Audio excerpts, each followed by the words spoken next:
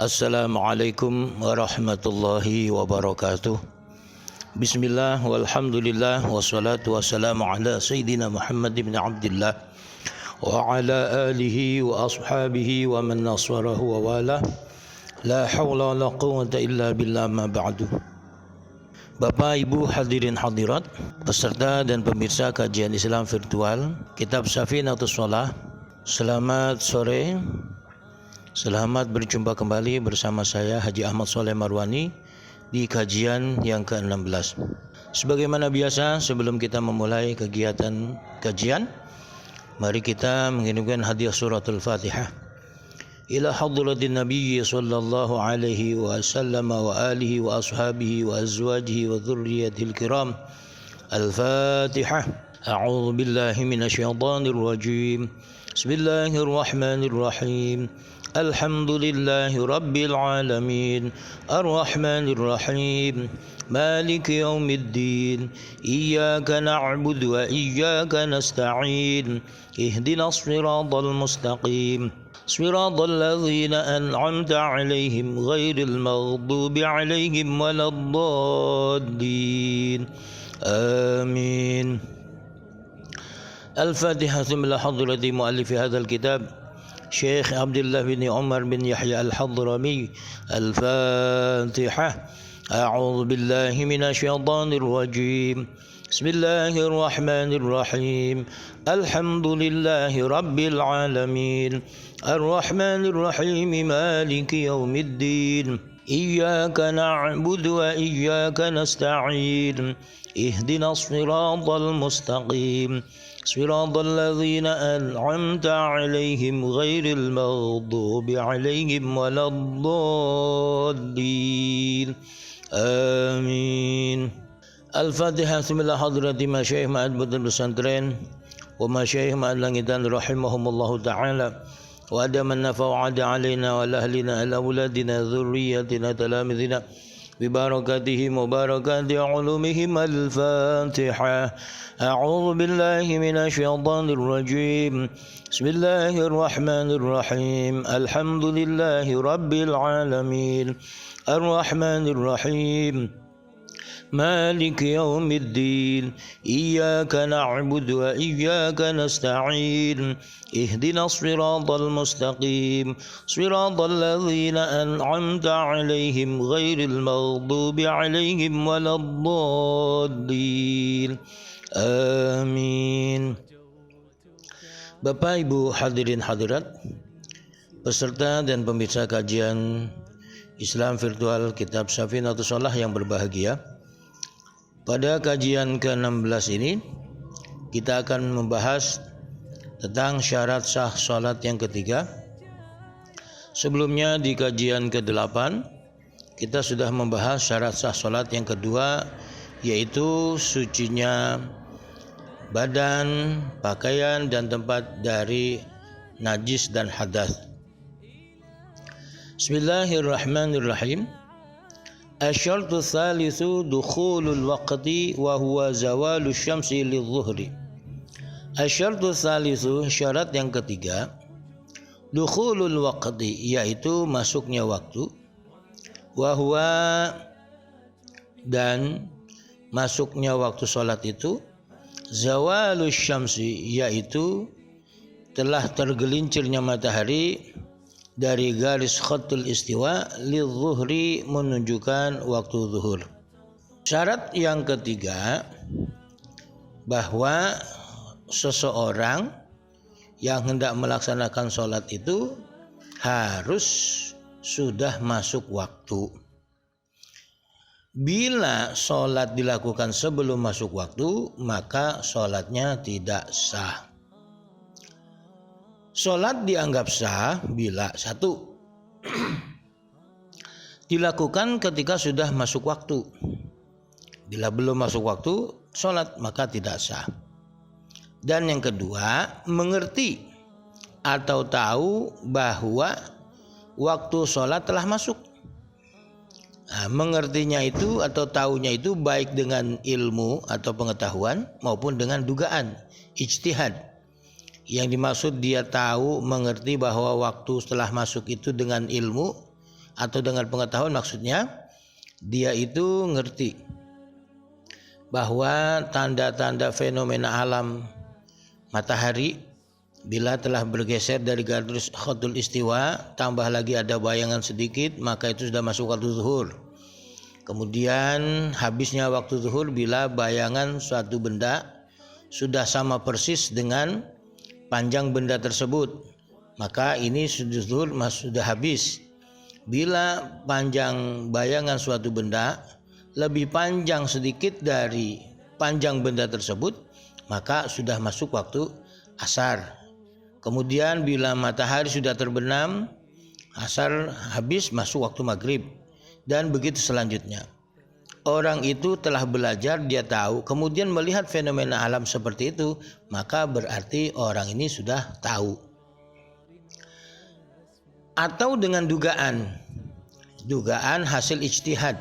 Ijtihad itu dzan, dugaan. Maksudnya bila terjadi mendung, matahari tidak kelihatan, bagaimana untuk menentukan waktu zuhur, asar, maghrib, isya dan selanjutnya? Ini biasanya orang itu berijtihad. Meskipun mendung, dia bisa mengetahui, menduga sudah masuk waktu atau belum, itu dengan kebiasaan-kebiasaannya. Umpama sebelum zuhur jam sekian dia sudah berwudu, dia tidur sebelumnya, kemudian bangun setelah dia berwudu, kemudian dia baca Quran, wiridan sekian, kemudian biasanya sudah masuk zuhur. Ini dia berijtihad seperti dengan kebiasaan-kebiasaannya, maka ini pengetahuan yang dihasilkan dengan dugaan atau ijtihad.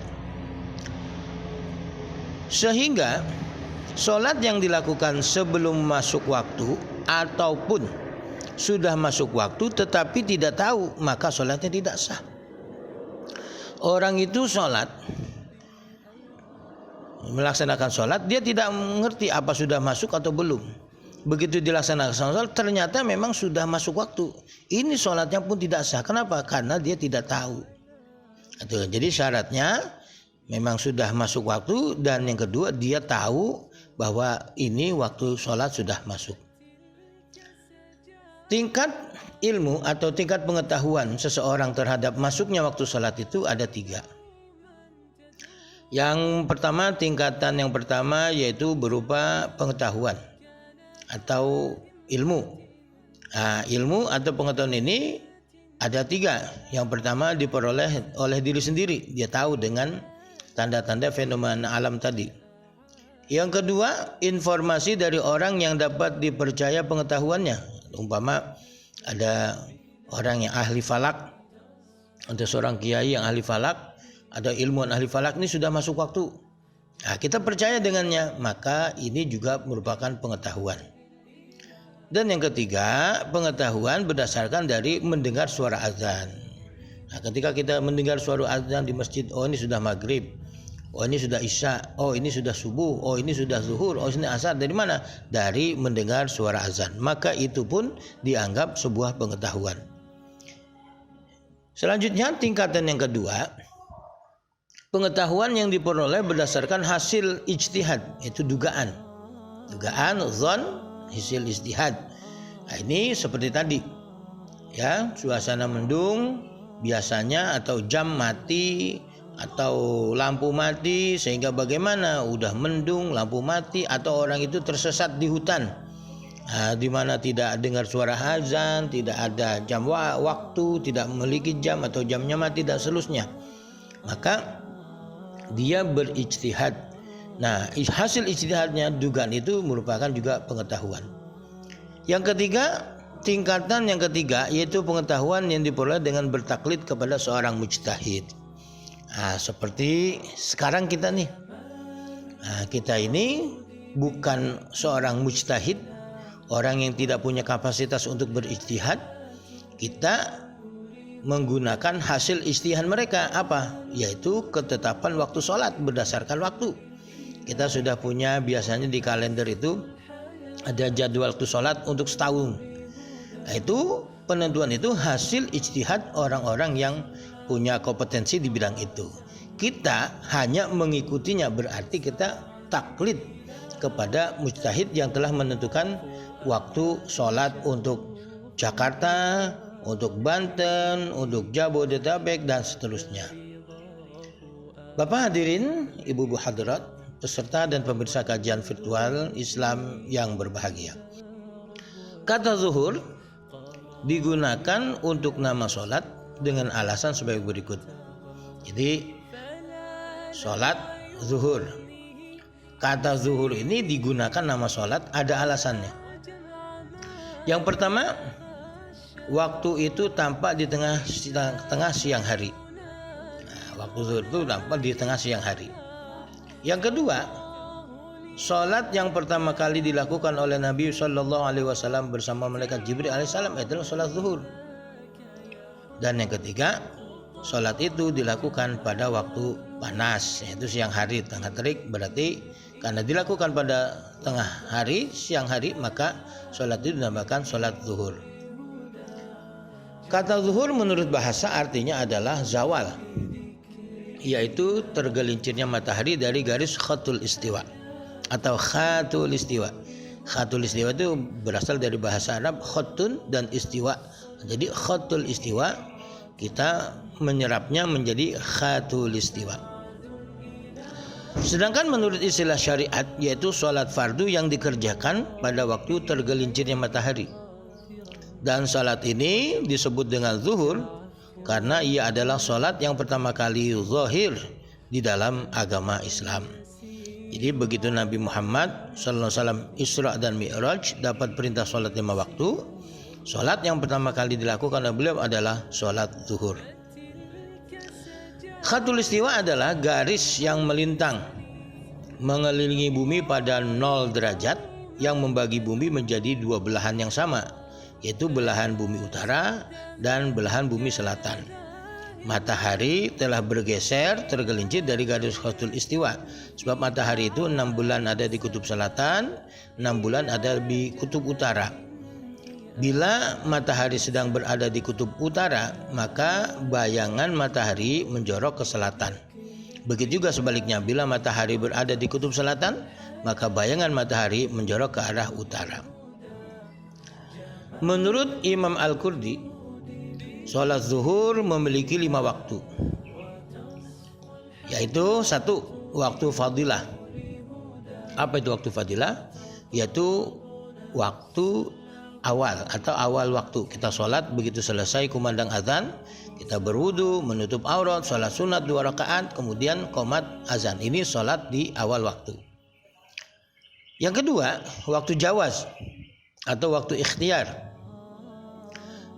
yaitu waktu yang sangat luas sehingga memungkinkan pelaksanaan sholat zuhur secara sempurna pada waktu itu. Jadi mulai dari azan sampai menjelang azan asar, dari mulai azan zuhur sampai menjelang azan asar, itu waktu yang sangat luas. Kapan saja mau sholat di situ silahkan, karena memungkinkan sekali orang itu sholat. Jadi sekarang itu zuhur waktunya jam 12 kurang 5 menit. Sampai asar itu jam 3 lewat 10 menit. Jadi umpama orang itu sholat zuhur di waktu jam 3 pun masih boleh. Itu masih waktu jawaz. Yang ketiga, waktu haram, yaitu waktu yang tersisa tidak banyak sehingga tidak mungkin melakukan sholat zuhur dengan sempurna pada waktu itu. Seumpama sekarang asar itu jam 3 lewat 10 menit. Orang itu sholat asarnya jam 3 lewat 7 menit. Maka dalam waktu 3 menit itu tidak mungkin dia melaksanakan sholat secara sempurna, sholat secara sempurna. Maka waktu itu jam 3 lewat 7 menit ini adalah waktu haram.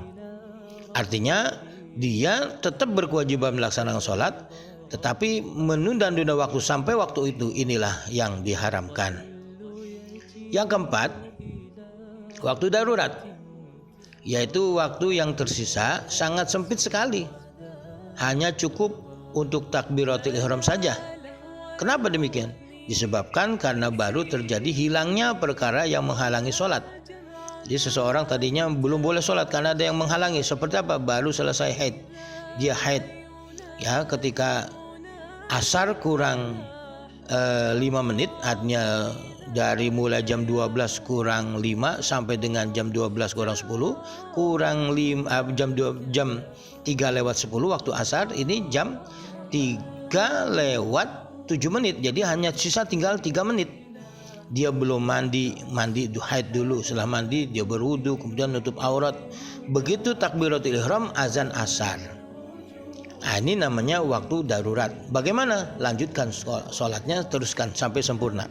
Begitu juga nifas atau baru memeluk agama Islam. Ya, 3 menit lagi menjelang asar dia memeluk agama Islam, mengucapkan 2 kalimat syahadat, kemudian dia mandi, dia berwudu, nutup aurat, sholat. Begitu baru takbiratul ihram, udah azan asar. Ini namanya waktu darurat. Yang kelima, waktu uzur, yaitu waktu pelaksanaan sholat zuhur pada waktu asar bagi orang yang menjamaknya. Ini tidak mengapa. Jadi sholat zuhurnya ini jamak takhir.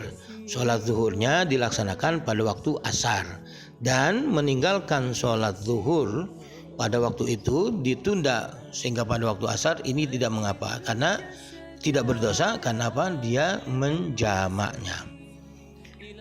Bapak, Ibu, hadirin, hadirat, peserta dan pemirsa kajian Islam virtual Kitab Safinatus Shalah yang berbahagia.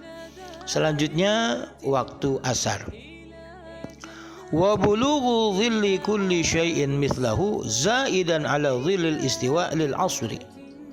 Wa bulughu dhilli kulli syai'in, dan telah mencapainya panjang bayangan setiap benda, mislahu seperti panjang benda itu, zaidan ditambah ala dhillil istiwa dengan panjang bayangan, lil asri menunjukkan waktu asar. Artinya untuk menunjukkan waktu asar, panjang bayangan suatu benda sudah persis sama dengan panjang benda itu. Umpama kita memegang pulpen. Pulpen itu panjangnya 10 cm. Ketika didirikan di sorot matahari, panjang bayangan tersebut sama seperti panjang benda pulpen ini. Pulpen itu panjangnya 10 cm, bayangannya juga 10 cm. Maka itu masih waktu zuhur. Ditambah sedikit dengan bayangan ya pada waktu istiwa. Jadi pada waktu istiwa ada bayangan 3 cm. Nah, ditambah lagi 10 tambah 3, 13 cm. Maka waktu zuhur habis, masuk waktu asar. Kata asar artinya adalah ad-dahru, yang artinya masa atau zaman. Sedangkan menurut istilah syariat, asar adalah sholat yang khusus yang dilaksanakan pada waktu itu. Sholat asar disebut juga dengan sholat al-wusta, sehingga memiliki peringkat yang paling utama dari sholat fardu yang lain setelah sholat Jumat. Jadi urutannya sholat fardu itu Jumat paling utama, kemudian sholat asar, baru sholat-sholat yang lain. Sholat asar bilangan rakaatnya berjumlah 4. 2 rakaat pertama dipisah dengan tasyahud awal, 2 rakaat kedua diakhiri dengan tasyahud akhir dan salam. Dalam praktiknya, semua bacaan sunnah dilantunkan dengan suara pelan atau sirri, karena sholat asar ini termasuk dalam kategori sholat nahariyah, itu sholat berkategori dilakukan siang hari. Seumpama sholat asar dilakukan dengan keras seperti sholat Jumat, maka hukumnya makruh, sholatnya sah. Sholat asar sudah dapat dikerjakan bila telah masuk waktunya, yaitu waktu ketika panjang bayangan suatu benda sama dengan ukuran panjang benda aslinya, sampai dengan terbenamnya seluruh bulatan matahari dengan sempurna. Jadi mulai bayangan suatu benda, panjang bayangan suatu benda sama dengan panjang benda tersebut, ditambah lagi panjang bayangan waktu istiwa sampai dengan matahari terbenam, seluruh bulatan matahari terbenam, maka saat itulah orang boleh sholat sampai dengan masuk waktu maghrib. Sepanjang waktu ini, sholat asar boleh dikerjakan kapan saja. Boleh di awal, di tengah, atau di akhir. Sholat asar memiliki 7 waktu. 1 waktu fadilah, yaitu sholat di awal waktu. Ya, dari mulai azan asar, ya berwudu, menutup aurat, menghadap kiblat. Dari mulai itu inilah waktu fadilah. Yang kedua, waktu ikhtiar, yaitu waktu ketika panjang bayangan suatu benda 2 kali lipat dari ukuran panjang benda aslinya. Itu dari mulai azan asar sampai dengan panjang bayangan suatu benda 2 kali lipat. Jadi umpama pulpen itu panjangnya 10 cm, bayangannya 20 cm. Nah, dari mulai azan asar sampai dengan panjang bayangan benda ini 2 kali lipat dari panjang benda aslinya, maka itulah waktu ikhtiar. Yang ketiga, waktu jawaz bila karohah. Maksudnya apa nih? Waktu jawaz, waktu boleh mengerjakan sholat bila karohah dan tidak makruh. Beda dengan waktu ikhtiar. Ini waktu jawaz lebih dari waktu panjangan bayangan suatu benda sudah 2 kali lipat, yaitu waktu ketika panjang bayangan suatu benda 2 kali lipat dari ukuran panjang benda aslinya sampai dengan langit berwarna merah. Jadi dari waktu itu tuh, lewat waktu ikhtiar sampai dengan matahari langit berwarna kuning. Nah, ini waktu jawaz, boleh mengerjakan sholat dan tidak makruh. Yang keempat, waktu jawaz bil karohah, yaitu waktu ketika langit sudah berwarna kuning sampai dengan waktu yang sempit sehingga tidak mungkin melakukan sholat asar dengan sempurna pada waktu itu. Jadi mungkin baru 1 rakaat sudah langsung azan maghrib, dapat 2 rakaat azan maghrib, dapat 3 rakaat azan maghrib, atau pada rakaat keempat sebelum salam azan maghrib. Itu artinya dia tidak bisa melaksanakan sholat asar dengan sempurna. Ini waktu jawaz bil karohah, boleh tapi sudah makruh. Yang kelima, waktu haram, yaitu waktu yang tersisa tidak banyak sehingga tidak mungkin melakukan sholat asar dengan sempurna pada waktu itu. Hampir mirip dengan jawaz bil karohah. Jadi dia baru takbiratul ihram sudah azan maghrib. Ini waktu haram, artinya sholat tetap wajib dilakukan. Dia haram menunda-nunda waktu sholat sampai dengan seperti itu keadaannya, kondisinya tidak sampai bisa sempurna melaksanakan sholat karena waktunya sangat sempit sekali. Yang keenam, waktu uzur, yaitu waktu pelaksanaan asar pada waktu zuhur bagi orang yang menjamaknya. Jadi jamak takdim zuhur dengan asar. Setelah selesai sholat zuhur, sholat asarnya ditarik pada waktu zuhur. Ini namanya waktu uzur. Yang ketujuh, waktu darurat. Sama seperti tadi waktu zuhur, yaitu waktu yang tersisa sangat sempit sekali. Hanya cukup untuk takbiratul ihram saja. Kenapa? Disebabkan karena baru terjadi hilangnya perkara yang menghalangi sholat. Seperti apa? Baru selesai haidnya baru selesai, mandi 5 menit lagi mau maghrib baru selesai, dia mandi dulu, nutup aurat, berwudu, kemudian sholat, baru dapat takbiratul ihram, azan maghrib. Ini tidak apa-apa. Ini namanya waktu darurat atau baru memeluk agama Islam. Bapak hadirin, Ibu hadirat, peserta dan pemirsa kajian Islam virtual Kitab Syafi Nafsus Sholah yang berbahagia. Selanjutnya, waktu sholat maghrib. Wa ghurubus syamsi lil maghribi. Wa ghurubus syamsi, dan tenggelamnya matahari atau terbenamnya matahari, lil maghribi, menunjukkan waktu maghrib. Kata maghrib artinya adalah waktu terbenamnya matahari atau waktul ghurub. Sedangkan menurut istilah syariat adalah sholat khusus yang dikerjakan pada waktu tenggelamnya matahari. Jadi maghrib berarti sholat khusus yang dikerjakan pada waktu tenggelamnya matahari. Dan sholat ini disebut juga dengan sholat asyahid. Sholat maghrib bilangan rakaatnya berjumlah 3. 2 rakaat pertama dipisah dengan tasyahud awal, dan 1 rakaat terakhir ditutup dengan tasyahud akhir dan salam. Ini sudah maklum. Dalam praktiknya, bacaan 2 rakaat pertama sunnah dilantunkan dengan suara keras atau jahar, dan pada rakaat terakhir sunnah dilantunkan secara pelan atau sirri. Karena sholat secara seperti ini adalah sholat yang dinukil atau dicontoh, dikutip oleh ulama khalaf, ulama akhir, dari ulama salaf, ulama zaman dahulu itu para sahabat, para tabi'in, ini ulama salaf. Kemudian dinukil para ulama mujtahid, ini namanya ulama khalaf.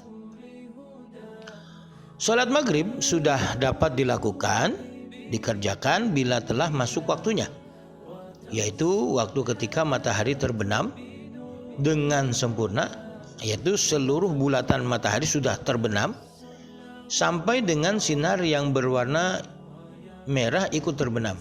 Jadi ketika matahari sudah mulai terbenam itu ada sinar kuning kemudian merah. Nah, ketika matahari bulatannya sudah hilang itu masuk waktu maghrib. Sampai kapan? Sampai sinar, nah itu ketika matahari terbenam itu ada sinar merah. Begitu sinar yang merah itu hilang, maka selesai waktu maghrib, masuk waktu isya. Sepanjang waktu ini sholat maghrib boleh dikerjakan kapan saja.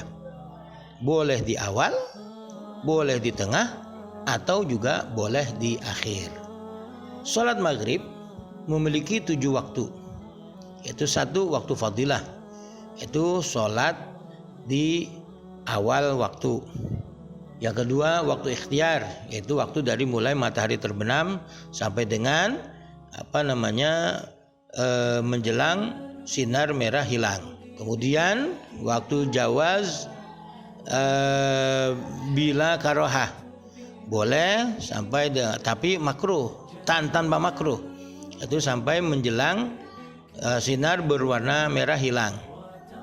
Yang keempat waktu jawaz bil karohah, itu sampai waktu yang sempit sekali. Yang kelima waktu haram, sehingga tidak cukup untuk melaksanakannya kecuali untuk takbiratul ihram saja. Yang keenam waktu darurat, yaitu waktu yang tersisa sangat sempit sekali, sehingga hanya cukup untuk takbiratul ihram saja disebabkan karena baru terjadi hilangnya perkara yang menghalangi sholat, seperti baru selesai haid, nifas, atau baru memeluk agama Islam, sama seperti tadi di atas. Dan yang ketujuh waktu uzur, yaitu waktu pelaksanaan sholat maghrib pada waktu isya bagi orang yang menjamaknya, itu jamak takhir. Jadi di waktu maghrib dia tidak sholat maghrib, diniatkan untuk nanti ditakhir, dilaksanakan pada waktu sholat isya. Wallahu a'lamu bissawab. Demikian dan terima kasih. Al-Fatihah. A'udzu billahi minasyaitonir rajim. Bismillahirrahmanirrahim. Alhamdulillahi rabbil alamin arrahmanir rahim maliki yaumiddin. Iyyaka na'budu wa iyyaka nasta'in. Ihdinas siratal mustaqim. Siratal ladzina an'amta 'alaihim ghairil maghdubi 'alaihim waladdallin. Amin. Astaghfirullahalazim, astaghfirullahalazim, astaghfirullahalazim, astaghfirullahalazim. Alhamdulillahi rabbil alamin, hamdan syakirin, hamdan na'imin, hamdan halalan tayyiban barakan fi, hamdan ya fi na'amahu yukafi mazidah.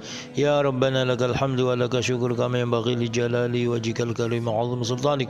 Allahumma rzuqna fahman nabiyyin, hifdhan mursalin, ilhamal malaikatil muqarrabin bi rahmatika ya arhamar rahimin. Allahumma anfa'na bima 'allamtana wa 'allimna bima yanfa'una, zidna 'ilman. Alhamdulillah ala kulli حال نعوذ بالله من حال أهل النار. اللهم أرنا الحق حقا وارزقنا اتباعه، أرنا الباطل باطلا وارزقنا اجتنابه برحمتك يا أرحم الراحمين. اللهم اجعل من الذين استمعوا القول فاتبعنا أحسنه. وصلى الله على سيدنا محمد النبي الأمي وعلى آله وصحبه وسلم والحمد لله رب العالمين. Demikian, lebih kurang mohon maaf. Wallahu muwaffiq ila aqwamit thoriq biridhal inayah. Assalamualaikum warahmatullahi wabarakatuh.